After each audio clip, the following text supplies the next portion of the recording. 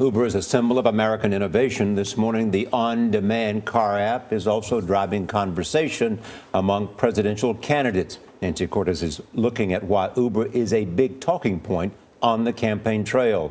She's in Washington. Nancy, good morning.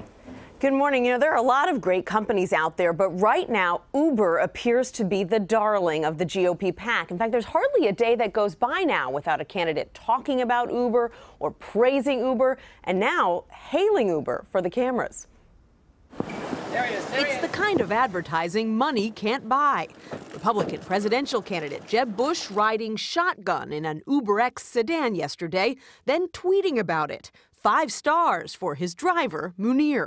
It's a pretty vital service. I learn a lot when I go on these shared car services. In fact, the 5-year-old Uber and its smaller competitor, Lyft, are getting a lot of free publicity from GOP candidates. Do you rate your Uber driver, your Lyft driver? When Uber or Lyft comes into a city, the taxi commissions do everything they can to kill it. Florida Senator Marco Rubio even titled one of the chapters in his recent book, Making America Safe for Uber.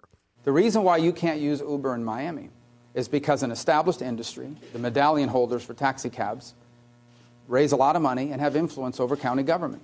Why would one business get so much love? Republican strategist Doug Heye, who took an Uber to our interview, says there's a couple reasons. How much of this is about candidates on both sides wanting to look like they're kind of hip and with it? I think that's a big part of it. It's something Republicans have always struggled with. But he says Uber's also a symbol of a larger debate. I think for Republican candidates, it's not just about Uber. It's about the shared economy, which is something that didn't exist 4 or 5 years ago. Democrats aren't quite as effusive. Hillary Clinton said this week the shared economy does unleash innovation, but could threaten rights labor unions have fought for.